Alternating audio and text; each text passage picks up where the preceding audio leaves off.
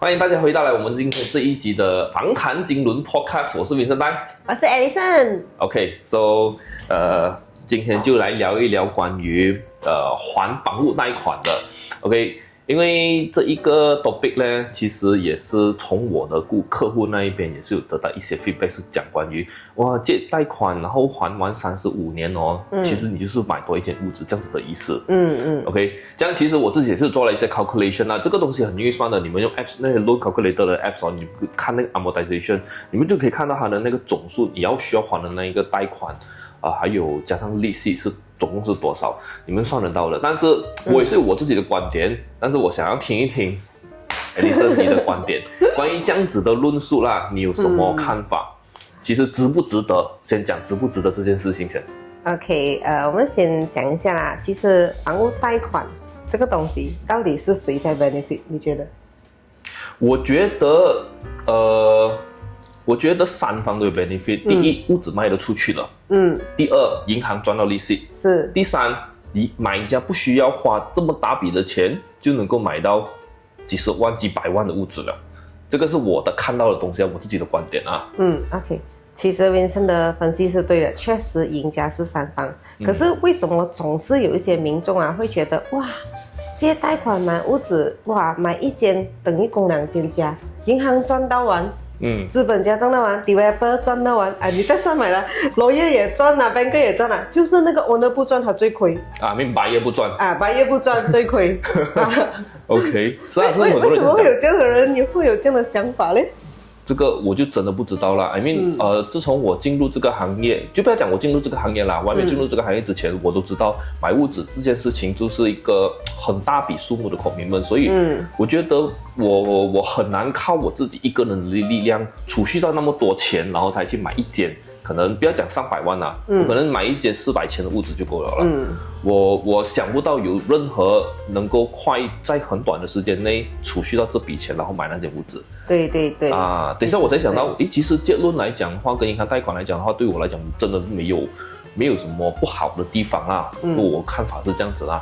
OK， 其实这个是一些怎样讲呢？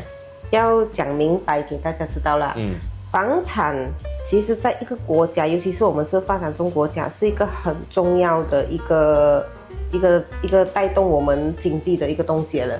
所以你会注意到为什么政府会一直推出100%贷款可负担房屋。因为人民衣食住行，住是肯定是要的。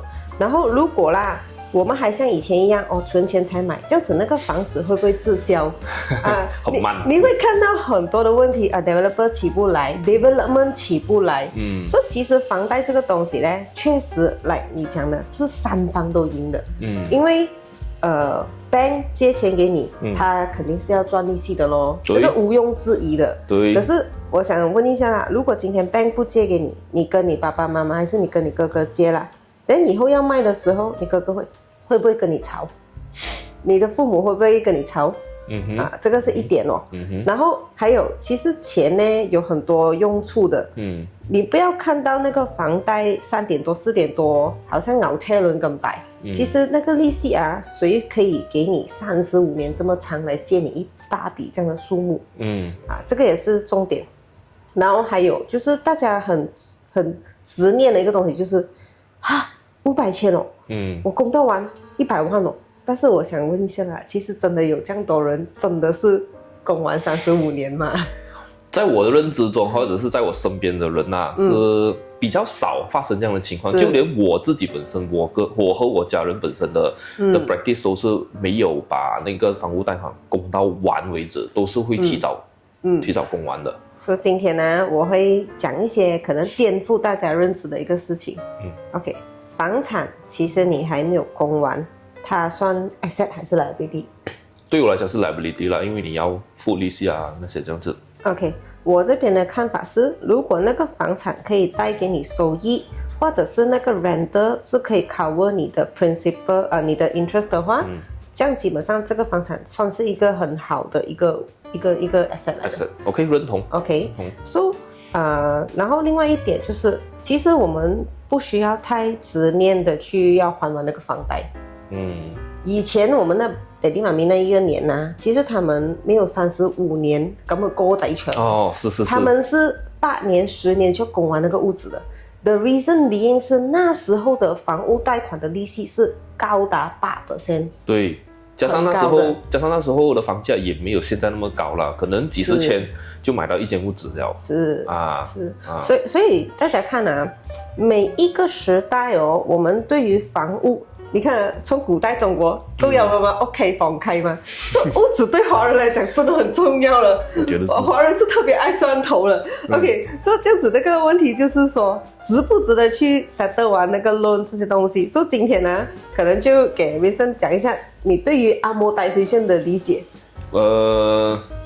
我的理解啊，如果你把那一个房屋贷款真的把它供完35年的话啦，我这边都开得到那个，有做功课，对，要做一点功课的，那我已经把它算出来了的，弄到我是老师OK， 所以很多人会看着这一个图表啊，他们会很执着在哇，我的 interest 给了差不多46%多，这 app 算出来的，不是我讲的，所以你持有这间房子的成本啊，如果你买600千的屋子，你借90%，你是贷款540千的 loan 嘛，到最后你总共需要还的那一个 payment 是100万，OK， 这样如果站在你是买来自己住，或者是你要来持有这一个 property 的这一个角度来想的话，可能看起来哇这个数目好像很大，这样好像很不值得这样。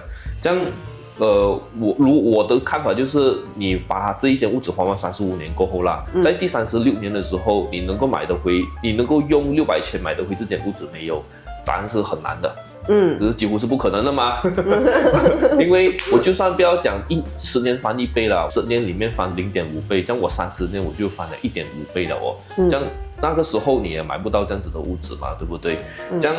我是觉得，我对我自己的看法来讲的话，我是不会把那一个利息放到最大啦，因为第一，这间屋子它会升值的，OK， 这个东西会升值的，这样升值，如果你买到的地点好的话啦，你看又是讲地点了啦，你买到地点好的话，我相信它的那个 appreciation rate 每一年肯定有差不多3-4% 左右，这样子不是抵消到人的利息了咯，对不对？所以这个是我的看法啦，不知道会有。别人有怎样的想法，还是如果是你的话，你会怎样想呀？我会讲想，我曾经有看过一个人讲过一个话啦，他讲，其实房产是穷人最好的翻身工具。然后我看了他一些 point，which 我是蛮认同的。可能有些人有本事，一辈子买10间屋子，可是有些人可能一辈子只能买1间屋子，可是我觉得买1间屋子也是很好。也是一个很好的 stepping stone 了。是，所以你再看一下以我们马来西亚跟其他国家，比如日本，他们可能真的是一个房贷要3代来供的嘞。所以其实我们马来西亚是有绝对的优势的嘞。然后再看一下，为什么这样多外国人会要买马来西亚的房产？而且我觉得我们马来西亚的government其实 in certain way 是蛮 smart 的，它有 control on 外国人买马来西亚的价钱的，其实好像外国人买马来西亚的屋子是1个 million 以上，对，有一些 state 甚至是要2个 million 以上。所以为什么他要做这样子的限制？就是因为他要避免外国人炒我们马来西亚的房子，因为他也希望我们普通老百姓，我们买得起有100千、200千、300千、500千这样子的平价的屋子。OK， 所以这一点是政府的 effort 咯。在 as 我们人民啊，为什么我们也要去搞懂这个房产是怎样帮助到我们可以翻身啊，还是给我们一个安乐窝这样的东西？所以这个 amortization 就很重要。So 如果大家不懂什么是 amortization， 它其实就是一个 ratio， for 我们的房产，好像我们借500千，然后我们用35年来还嘛，对不对？所以35年里面你们一定有听过的。我第1期、第2期还哇，70% 全部还利息的30% 再还 principal 的所以这个 amortization 其实就是这个 ratio， OK， 然后现在我们的房贷啦都是跑 semi flexi full flexi 这样子的嘛。对。然后屋子呢，我们是借的贷款是 reducing balance 的。对。OK，reducing balance 就是说，他借你500千，然后500千里面那个利息，它是每一个月，其实是每一天算的，更精准来讲是每一天来算的。所以为什么啊？如果你供房贷哦，你早一个月供哦，供去那个 principal， 或者是你有听过有些人讲，一个月分2次来供，甚至可以帮到你一下那个省那个利息，就是这样的原因然后还有一些 guru 在上面有教了，你的薪水一出，你先拔过去先，然后又不怎样又拿回出来这样子的方法。好像不沾这个就。是，其实我觉得现在市场上的 guru 有一点小着火，因为可能 market demand 啊，观众也喜欢听这样的东西，如何省房贷利息，其实这很多方法，好像有一些卖人寿保险的，卖 MLTA 啦MLTA 的，他也会讲说，MLTA 可以提早10年供完房贷，其实是真的吗？你觉得？提早10年啊？我不知道可不可行。你不知道可不可行不知道很难想象这个。这样我跟你讲，可行你会觉得很可疑吗？你会觉得我骗你吗？你要解释给我听咯，看我掰不掰咯。OK， 我解释给你听。其实呢，MLTA 呢讲白了就是人寿保险嘛。只是说这个人寿保险呢不是跟那个 loan 一起，因为 MR 是直接financing loan 嘛，所以变成不值得，因为你还要算满 interest。然后呢还有万一有什么事情，这个钱呢其实不是保你，是保你的 bank，因为钱出 bank 嘛。MLTA 就不同 ，MLTA 你写 nomination 吗？你写你老婆吗？说好像你买500千的屋子，你买500千的人寿吗？如果你不在了，500千直接给你老婆，可能那时候你已经供了25年呢，那个贷款还剩100千罢了。这样子500千你老婆拿到手，100千 settle 那个 loan， 他到手还有另外400千呢，是不是很好？这个就是那个差别了。然后为什么说人寿 MLTA 可以帮助大家10年还完房贷？因为呢，现在的人寿不是以前的人寿，以前的人寿呢是传统保险，所以它真的只是保，然后它可能有一点 cash value、cash bonus 这样子。但是现在人寿呢，多数是 investment link，所以它其实是有，你可以想象成它有投资那个 unit trust 这样子的成分在里面。然后呢，人寿保险其实它是可以 design 的。怎样 design 啊？如果你要最便宜，我就拉长70岁、80岁、100岁，这样你就是最便宜了。可能你30岁1个月才200块，但是其实如果我跟你讲，我可以做最短给你，可能5年，5年供完一份100万的人寿保险，你会要买吗？5年供完100万的保险，OK 啊，这样子。可是那个费用很高的你看大家看到那个重点嘛，是其实提早的房贷利用人寿保险这个事情，就是在这个design上面。OK， 我以前有design过给一个 customer， 就是他10年的人寿保险，500千呢，也是500千。他现在应该他还了大概110-1000，上次那天我看OK， 他很多年了啦。然后现在它里面的 cash value 是99千，很高一下所以你看那个差别嘛。所以如果你 design 那个 MLTA 是年份缩短，value 很高，所以它里面的 cash value 它甚至可能 grow 到比你的那一个给的钱多的所以其实你没有浪费钱。不过这个也是要在很年轻的时候才能够买到嘛。很年轻，它要符合几个条件：第一，你很年轻；第二，你买得起。对因为monthly commitment也是很高的。所以市场上有一些人这样子教，其实也不能讲他错，因为你的房贷35年嘛，如果你是选这种5年、10年就供完的 MLTA，然后里面的 cash value 是 grow 到可以有那个 amount， 可能刚刚好可以pay off 你的 loan，这样子就真的是10年提早还完你的房贷了。所以我讲今天我学的东西一定会颠覆大家的思考了。但是也是有讲到比较多关于保险的东西啊。这个是 MLTA， 因为大家喜欢听 OK 怎样减少房贷嘛。这样市场上其实除了 MLTA 这个讲法，还有几个的，好像比如之前我们有讨论过的 EPF 还房贷也是有人这样子教的。不过我觉得 EPF 还房贷，我觉得不懂啊，看每个人 application 场景不一样。我是觉得，如果你有那个能力还那个房屋贷款的话啦，我自己的话，我是不会去动用那个 EPF 的钱的，因为我们大家都知道 EPF 的是一个母金蛋来的，是一个金蛋来的，每一年最少都有5%以上的。而且你知道吗？原来我们的 EPF fund 是 rank 13啊，对啊，全世界有排名的 in the world。是我们那个 fund 的那个 size， 对，真的，我觉得我们马来西亚其实有点东西，是，真的有点东西。对，我记得那时候有一篇报道哦，新加坡的不懂哪一个经济学家还是谁了，他也是讲过嘛，我们的 EPF 也是很厉害的一个很 perform 的一个fund来的，所以第一要珍惜啦。对，所以讲回去用 EPF 来还贷款，每一年 apply 其实有2个方法，一个方法呢是你 apply 一个数目，就是它 allow 你拿出来的数目，对，然后你再拿来还房贷。所以你想象，如果你是一路打工，你每年这样拿出来还一堆去，确实是可以帮你提早还完房贷的。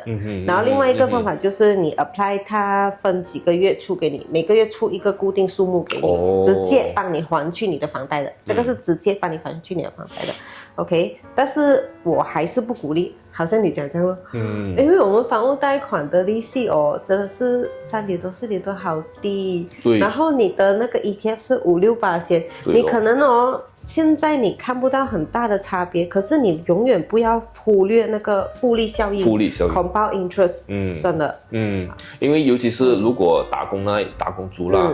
每一个月定时有 contribution 的话，而且我相信打工族你们的收入很高了的话啦，你的 EPF 的 contribution 不少了，真的不少了。我举一个例子啊，如果你的月薪每个月有2500你的 contribution 有600块，知道吗？每个月600块你是现在不了，但是 in future 如果你升职加薪呢，然后你到了退休的时候那一个数目真是很可观的，是所以所以这一个用 EPF 来给房屋贷款，如果是真的非常需要的情况下 ，OK 你去做，要不然的话，能够收就收咯，对不对？因为那个 EPF 那边真的是，它是你的退休金啊，因为好像刚才你讲的，你能够用那个 EPF 来还房屋贷款，但是你 EPF 里面没有钱了你是有一间屋子了，少钱了你的 EPF 是其实是确实是不鼓励的，因为从我们 financial planning 的角度来看，一个健康的人财务健康的人如果能的话，最好是存至少40% of 你的 income。就是说每个月的收入，40%放去 saving。是，所以你看打工族就有这个好处，因为打工族就是你老板帮你存了一个13%，你自己存一个11%，这13再23，所以你另外要存多少？你另外要存一个17%吧，其实，就你就算一个在健康合理的范围了。tips 只是说一个17%就已经是。达到那一个健康打工的话，所以反正有时我会蛮担心一些小贩Grab driver 因为他们没有 EPF，所以如果你是没有 EPF 的人，可能你真的是要去想一下，你要有 alternative way 去存给你自己退休。PRS 比如说PRS 是一个，然后你自己 self contribute EPF 也是一个，是咯然后这讲回房贷，这 EPF 就是可以帮你供房贷，但是不鼓励。还有一种情况就是我非常非常的不鼓励，一些安迪安哥到55岁直接拿那个钱去settle housing loan，我确实非常不鼓励。我也是有看过这样子的 comment。是，我那时候做这个视频我在 Facebook 真的是有给人骂。你懂什么啦？无债一身轻啦。OK， 趁这个机会我也解释一下为什么我会非常不鼓励啦。其实是这样的。OK， 一些安迪安哥呢，做工一辈子很辛苦，他 EPF 有钱嘛，我明白你们很想要 debt free， 你们不想要一直供东西，可是你要想一下，你55岁了，是不是说你还在做工？如果你还在做工，可能做到60岁。如果你完全没有做工退休了，是不是说你没有工作，没有收入了？然后如果你去 pay off 那个 loan settle 了啦。这样万一真的你需要钱的时候，你要怎么办？因为你没有工作了，你是做不到 refinance 这个动作了。对 ，OK， 这个是第一点。然后如果真的这个情况发生的话，你会怎样做？你一定是被逼可能给你的孩子 refinance 哦。然后有些老人家又有那个 concern 的哦，等下我孩子 refinance 了，我也怕我的孩子供不到啊，还是怎样讲啦，总之很多问题啦。involve with 房产的时候哦，当你到那个年纪50多岁的时候哦，你可能要考虑的是另外一个问题啊，是资产分配。是，等下孩子打架你看啊，我3個仔哦。而家我間屋我要 refinance， 我唔夠用咯金的，我就攬埋那個大仔哦。但是其實供還是我，還是供是你啊。然後他說我是爸爸，我拜拜了。50%本來就是你的，因為你跟我聯名去 refinance 嘛。但是我還有另外2個兒子哦。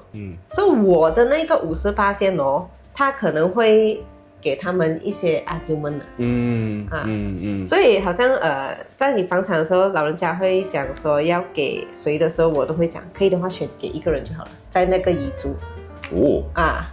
OK， 你的 approach 是這樣子啦。是 OK， 你這房產沒有遇過啊？沒有誒。我跟你講，在 KL 啦，很多地哦，很美的，但是生完草，你知道為什麼嗎？怎麼沒有人理啊？不是因為啦，就是他們一直平分。我是老伯嘛，我平分給我10個兒子，3個兒子，然後我3個兒子是又傾不來，又不要賣，又要收，一個要賣不要收，然後又拜多一個哦，他下面又在分，所以一嚿地有10幾個，然後等下有一些子孫哦，又飛去外國了的，移民了的，你那塊地永遠沒有人理了。這樣子我想到了啦，這樣子比較好的分配法啦。如果你有很多產業的話，就可能一個產業分給一個，另外一個分給另外一個。是啊，如果是真的是有 argument on 那個 value 的話，套現哦。對，是，所以現在真的很多有些老人家甚至是，哎呀，我搞在後生的時候就覺得哦，買多屋子啊，可能這個給這個，現在他們反而是要快點出手賣掉。然後他們套現了，拿來做麼的？他套現了，這個屋子他供完了啦，500千，他全部套現了。他跟我講，你幫我槓桿最大，講這槓桿最大，人壽保險啦。我不是賣保險，但是我就講這個是真的是最大的槓桿，因為每個人都會死的。OK，然後老人家槓桿保險的好處是什麼？他不捨得搣嗎？你不覺得有些老人家很可憐的嗎？他一輩子賺的那個100多萬，他不捨得花，留給那3個反骨佬。那你一人買1分，就剩下的錢你自己去花啦。真的是很好很多嘞。這樣就是哦，講都是老了要對自己好一點嘛，你都辛苦了整輩子哦。是，所以我們講回來，這個房貸，這個一間屋子供2間的錢，其實不重要了。你不要看這個東西，你要看他怎樣在你現在這個年紀，我不懂你幾多歲。如果你55歲，你的 plan 是另外；如果你30多歲，你的 plan 是另外。你手上有什麼牌？你需不需要去 invest property？你 invest property 的 strategy 是什麼？然後有沒有 rental yield、Airbnb 這種東西可以去 cover？總之，如果那個 return 是可以 cover 到你的 interest 的，其實基本上問題不大。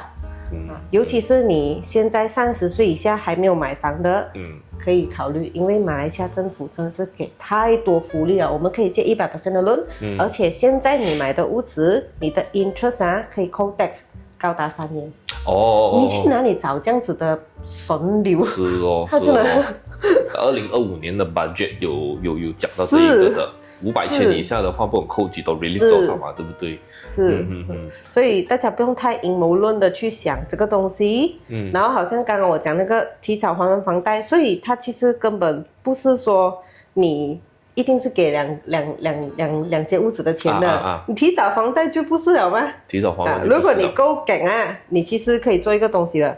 你敢，你不是高調啊？你跟那個 banker 講，我不要35年，我要10年吧。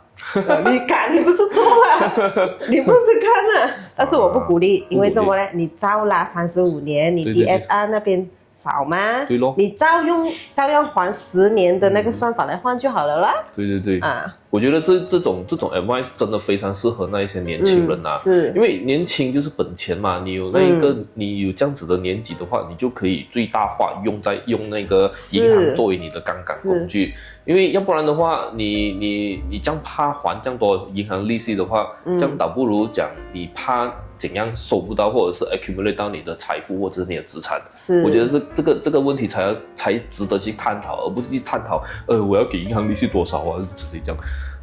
我觉得是这样子啦。所以那些比较年纪比较年长的 ，OK， 可能他们的想法也不一样，而且他们的背景也不一样，所以他们会觉得我还那个利息很多是 OK 啦，他们有他们的理由啦，因为过去他们给的那个利息真的是非常高，所以他们把那个想法带到下来了。是然后有时候无形中或者是不小心影响到身边的年轻人。我觉得是这样子啦。是，可能还有一个东西要tune大家的那个 mindset， 就是不是无债一身轻。你要想的是financial freedom， 因为 financial freedom 它从来没有讲说你要 debt free 的，其实对大家不理解的这个点 ，financial freedom 呢是怎样呢？你有一稿钱，那稿钱你放在那边，你不用，但是它会生金蛋给你，它生的那个金蛋给你的那个利息passive income 嘛，是够 cover 完你全部都是 including 你的 installment。对。所以如果你的 EPF 有100万，然后你看你一年就是可以拿一个60千了吗？所以60千你平除回来就是一个月5000块了吗？对。所以如果你退休了，你5000块，还是你没有退休，你30岁你每个月有这个5000块啦，够还你的房贷，你房贷可能2500，剩下2500是给你公车，还是你吃用你都够的话，其实你是一个 financial freedom 了的人，所以你不用太在意那个 debt free 不 debt free 的东西的。是咯，因为如果你有别的 income 来抵消到这一个债务的话啦，那个就不是你的负担了嘛。其实我们一直喊 financial freedom，financial freedom 就是我们要没有那个负担而已，不是真的没有那一个债务啊。如果你在烦着要怎样去清理，或者是怎样去解决这个债务这个才是一个 burden 啊。然后再来讲到一个，其实房贷嘞，真的是 bank 最赚钱的工具来的。这样肯定啦。第一，因为它有 collateral， 你还不起，他就收起来，他就再卖另外一个人，然后你欠他的钱还是要还的，他还是可以收你 bankruptcy 要你还的。所以你看如果你提早还房贷他为什么design这个 flexi 的 account 给你？你钱放进去，他再借给另外一个人再买屋子对，他一路借一路借所以其实 bank 真的是一个很好的一个来生来的。这个就是资本家。这样也不能够说银行是吸血鬼啦。这样有哪一家公司是开门做赚钱的？哪一家公司是开门做生意不要赚钱的，对不对？他们也不是慈善机构嘛。所以今天为什么我要跟大家分析这样多？是你搞懂了，你知道你的 position 在你的身份在你就要利用这些你可以利用的 part 去协助你自己去怎样去 grow 你的 asset， 去 grow 你的 wealth。对你讲到这个很重点的 point，因为我刚才就是想讲到的，与其去想怎样去避免这一个银行的利息，倒不如你想办法去累积你的 asset，这个才是最重要的，我觉得。再来一个更扎心的话，你省那个房贷利息，其实它是有天花板。讲 OK， 我最多也不是赚你1间的钱，你最多也不是省回1间的钱所以那个利息的天花板就是你那4点多了，你这样省下来就是那4点多了吗？OK。所以真的，你有钱一搞钱，不要再问我了。我有100千，我应该放 FD 还是放 EPF 还是放房贷？但是 EPF它唯一的缺点是它会 lock 嘛。到你55岁。是。所以对咯，还是那一句，你不同的年龄层，你就要用不同的工具啦。是，但是如果这3个你都觉得不适合，你很想要 EPF， 只是你的 drawback 是 EPF 的 flexibility 拿不出来。这样子的话，可能你 other option 是那个ETF、REIT 有些很好的嘞，3V REITs 那些全部很好的嘞都有一些5、6、7这样子的东西这市场上是有一些安全的东西的，其实要去 explore 的，要去 explore 是真的要去 explore 的。OK。然后如果for老人家要规划买那个什么，可能信托，甚至海外信托可能是你们的 choice。又或者是 money market fund 最近也是很流行的，流行这个字 money market fund。所以你看这个 cash flow 还是很重要的。这 cash flow 你要想这个钱不能只是看 interest， 也要看 cash flow。对呀。对。这样如果还是不明白的话，问 Alison 最好了的啦。OK， 然后for amortization， 如果你们想要去计算，你们可以用这个 app 叫EZ Calculator。对，其实有很多的那些loan calculator，只要是能够算到 loan 的，那种 mortgage loan 啊，你就可以看到了的。是easy calculator 是其中一个咯。我自己是用Malaysia 人写出来的那个 apps 的。是房贷的问题可以问我，找什么好的盘尤其是 sub sales 的或者 new project 都可以找 Vincent 对Vincent 是我认识一个很好的 property agent， 他觉得不安的己所不欲勿施于人，他是不会推给你们的。是咯，因为我不要睡不着啊。也是啦，因为我们做这行我们是做长远的，我们是 long term business 嘛，我们不会介绍你那些白料的，我们不是那种赚你一次钱就走了的人。对，所以我每一次要介绍，我先讲 new project 啦，我要介绍这个 new project 之前，我也是要了解这个发展商是谁，这个很重要。我帮你们先了解先啦，因为我在这个行业那么多年了，然后我看到很多各种各样的 case study，所以我也知道，他们这样子的 background 好不好啊 ，OK 不 OK？So 我觉得 OK 的话才去介绍的，是这样子。然后如果 sub sales 的话更加好咯，我一定是会尽量帮双方谈到最 best 的 deal 给你们的。这个是我做这行的宗旨啦。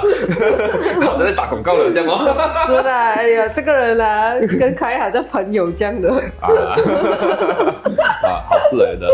OK 啦，是希望这一集有解到你们的一些疑惑，关于这个房贷买一间等于供2间这样子的东西，不要被 cap 在里面了。对，我的总结是我听了你的分享过后，我得到的总结就是，还是一样会理财，然后你要会理你的会要管理你的 cash flow。这样如果真的是不会的话，可以 consult Alison 看整个怎样做，因为我知道不是每一个人都有这样子的背景，包括我自己在内。虽然我是房地产这个行业，但是有一些金融的东西啊，我也不是说100%了解或者熟悉，我也是要 consult你们的。对咯，所以在这个屏幕前的你们也是一样啦。希望这一集能够给你们带来一点价值有什么不明白的，可以在那个资讯栏里面找到我们的联系方式来联系我或者是 Alison。金融的 Alison， 房产的都联系我。但是你们不要问太大的刀背一来就是教我理财，这个刀背太大了，我真教，我不懂你的人是谁，你做什么行业，你有什么 background， 我全部不懂，我真是做不了东西。